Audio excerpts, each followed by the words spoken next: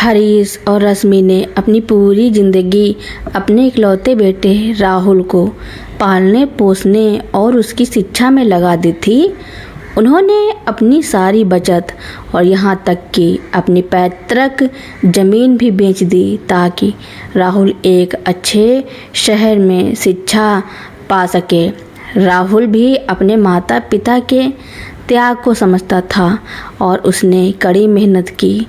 राहुल ने एक बहुराष्ट्रीय कंपनी में अच्छी नौकरी पाई और कुछ साल बाद शहर में अपना एक आलीशान घर भी खरीद लिया। हरीश और रश्मि ने अपनी सारी बची खुची पूंजी भी बेटे को घर खरीदने में दे दी। अब वे गांव में अकेले रह रहे थे। राहुल की शादी नेहा से हो गई, जो एक आधुनिक और खुले विचारों वाली लड़की थी। शादी के बाद भी राहुल अपने माता पिता से नियमित रूप से बात करता था और उनका हालचाल लेता था। एक दिन हरीश को सांस लेने में दिक्कत होने लगी। डॉक्टर ने उन्हें शहर जाकर किसी अच्छे डॉक्टर से दिखाने की सलाह दी। हरीश और रश्मि ने राहुल को फ़ोन किया और उसे अपनी समस्या बताई। राहुल और नेहा ने अपने माता पिता को तुरंत शहर बुला लिया। हरीश और रश्मि को लगा कि उनका बुढ़ापा अब संवर गया है, लेकिन वे इस बात से अनजान थे कि उनके लिए आगे क्या होने वाला है। हरीश और रश्मि जैसे ही राहुल के घर पहुँचे, उन्हें लगा कि वे किसी अजनबी के घर आ गए हैं।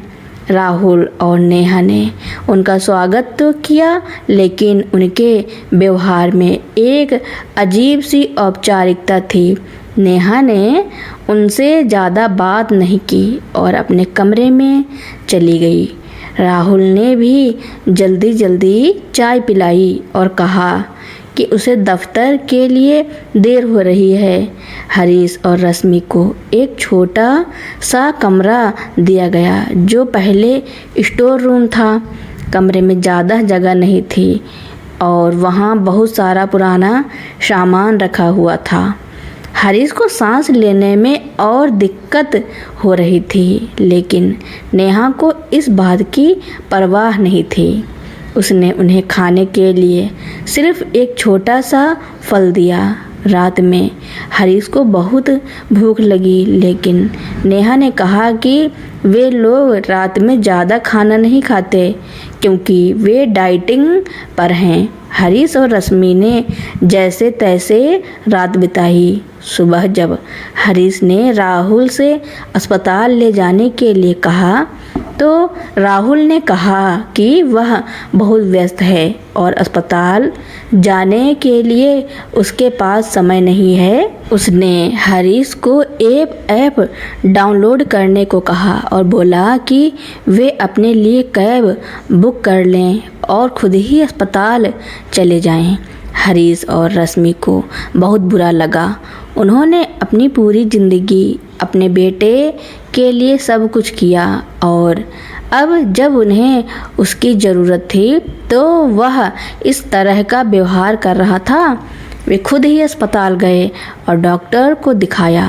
डॉक्टर ने हरीश को तत्काल सर्जरी की सलाह दी, जिसके लिए बहुत सारे पैसे खर्च होने वाले थे।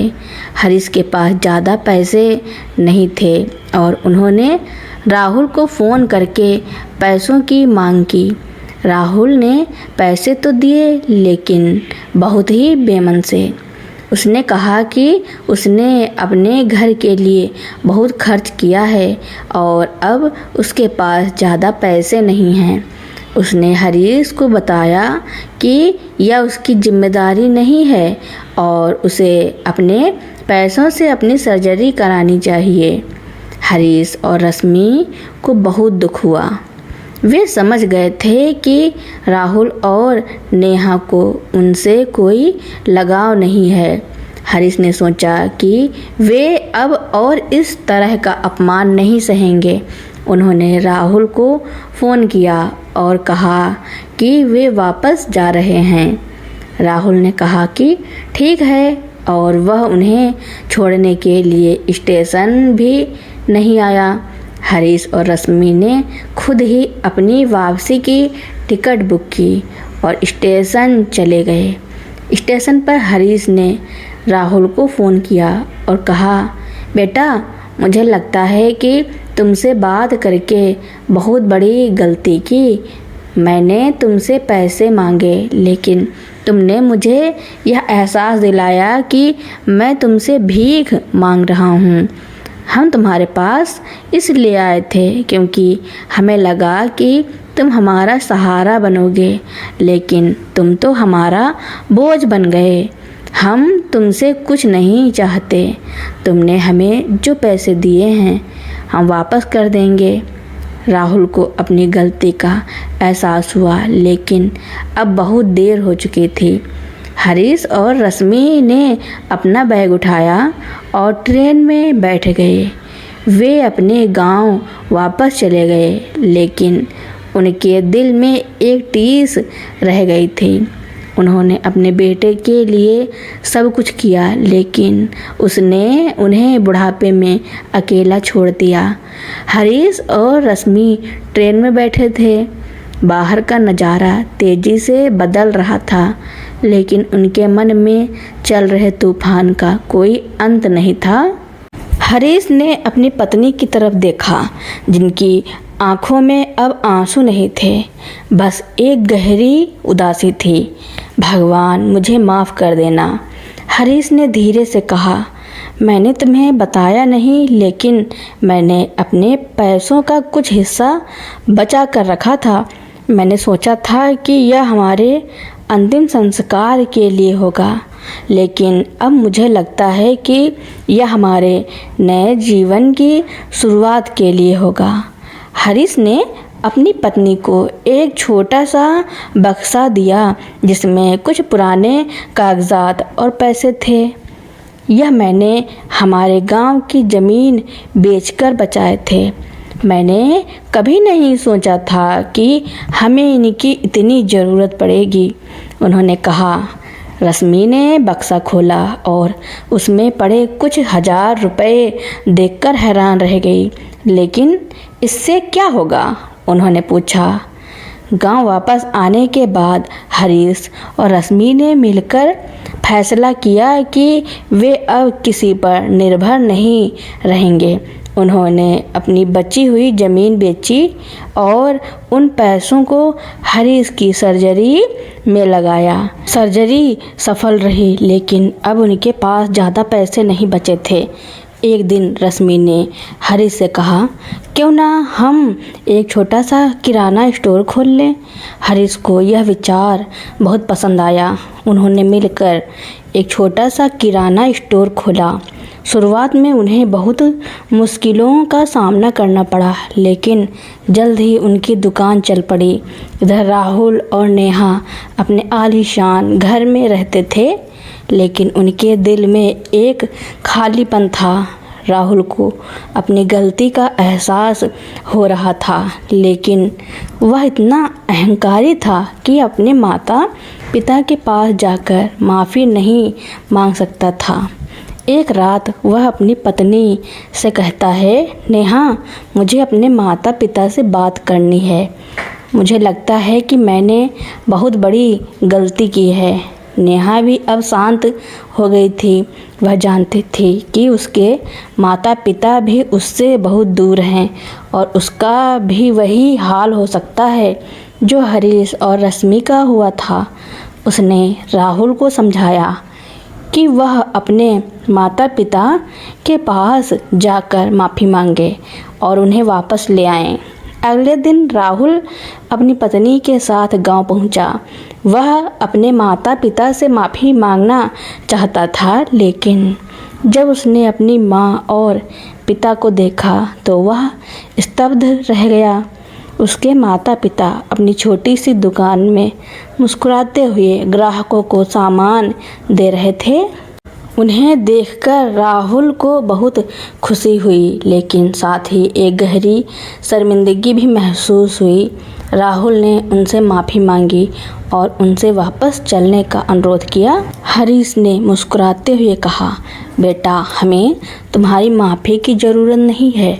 हमने तुम्हें माफ़ कर दिया है। तुम हमारे पास रहो या ना रहो, हमें कोई फ़र्क नहीं पड़ता। हमने अपना नया जीवन शुरू कर लिया है और हम इसमें बहुत खुश हैं। हमें अब किसी के सहारे की ज़रूरत नहीं है।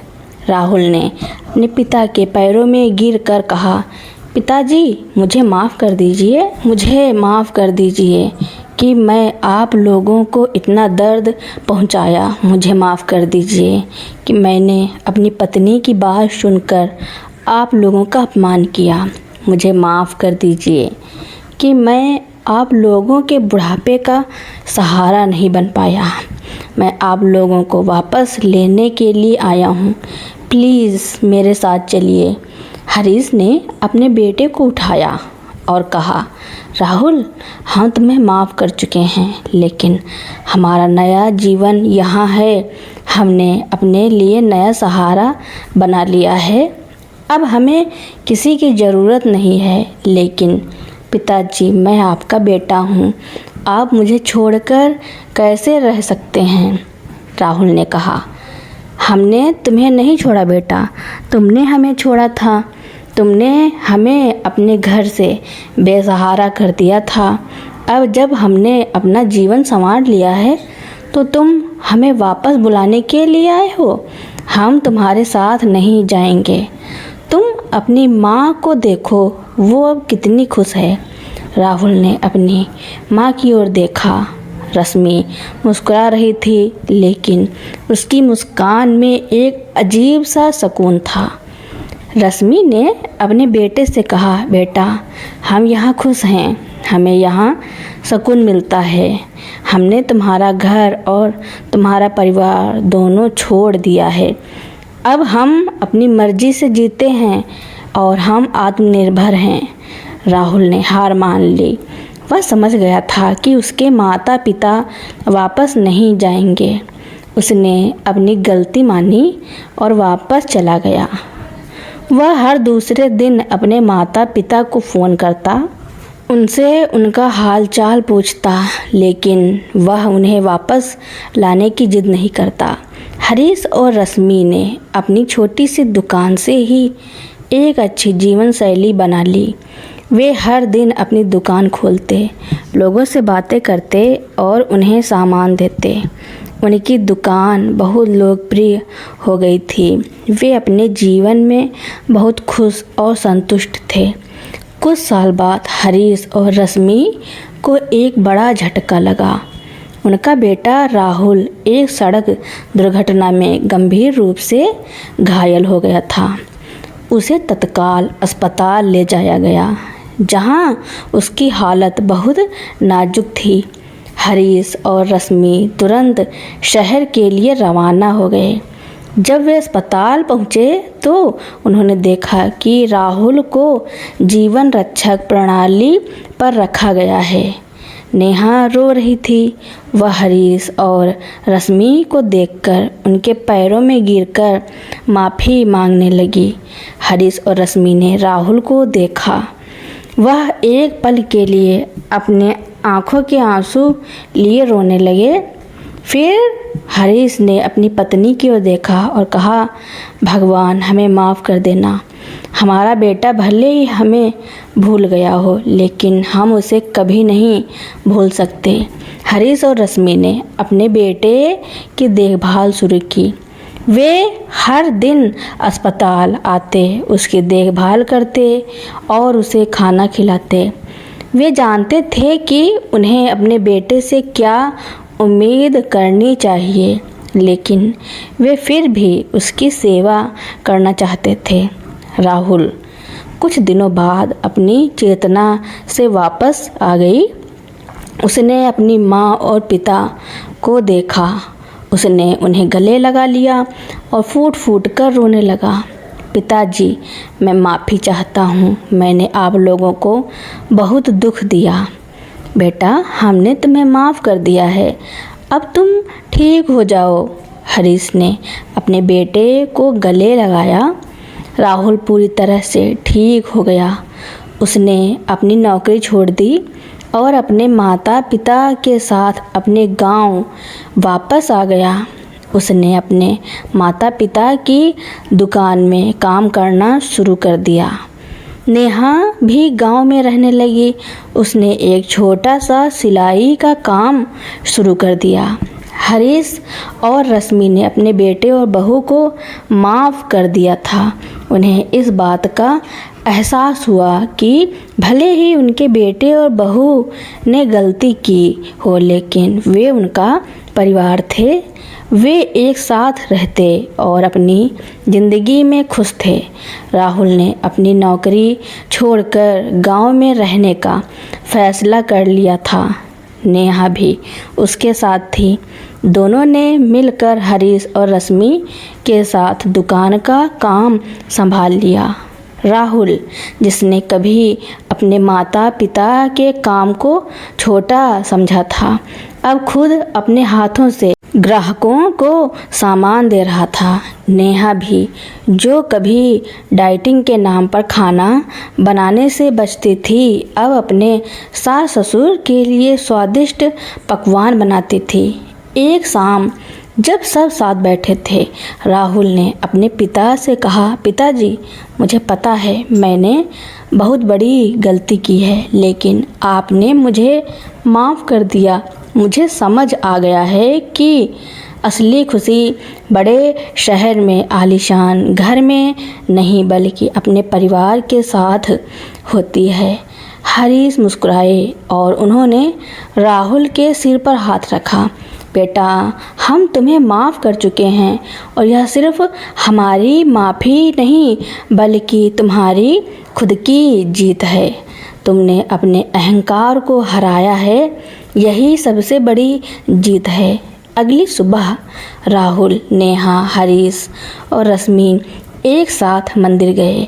वहाँ उन्होंने भगवान का शुक्रिया अदा किया कि उन्होंने उन्हें एक और मौका दिया। वापस आकर राहुल और नेहा ने एक और फैसला लिया। उन्होंने गांव में ही एक छोटा सा घर बनाने का फैसला किया। उनका लक्ष्य था कि वे सिर्फ अपने माता पिता की सेवा ही नहीं, बल्कि गांव के अन्य लोगों की भी मदद करें। उन्होंने गांव के बच्चों के लिए एक छोटी सी पाठशाला खोली और उन्हें शिक्षा देना शुरू किया। गांव के लोगों ने भी हरीश और रश्मि को उनके अच्छे व्यवहार के लिए सम्मान दिया।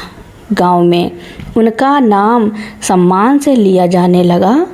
उन्हें संतोषी परिवार के नाम से जाना जाने लगा। कुछ सालों बाद हरीश और रश्मि ने अपनी उम्र के अंतिम पड़ाव में कदम रखा। वे अब भी अपने परिवार के साथ खुश थे। वे जानते थे कि उन्होंने अपने बेटे को सही राह दिखाई है। एक रात जब हरीश अपनी पत्नी रश्मि के साथ बैठे थे, उन्होंने कहा, भगवान, हमें माफ़ कर देना, हमने अपने बेटे पर इतना शक किया। रश्मि ने मुस्कुराते हुए कहा, नहीं, हमने सही किया था। अगर हम उस दिन चुपचाप उसके घर में रहते तो आज हमें इस खुशी का अनुभव नहीं होता। हरीश ने मुस्कुराते हुए कहा, तुम सही कहती हो। हमने अपने जीवन में बहुत कुछ सीखा है। हमने अपने बेटे को एक अच्छा इंसान बनाना सिखाया है और यही हमारी सबसे बड़ी उपलब्धि है। तो दोस्तों, हरीश और रश्मि ने अपने बेटे और बहू के साथ जो किया, उसके बारे में आपका क्या कहना है और यह कहानी आपको कैसी लगी, कमेंट में ज़रूर लिखना। मेरी कहानी सुनने के लिए आपका बहुत बहुत धन्यवाद।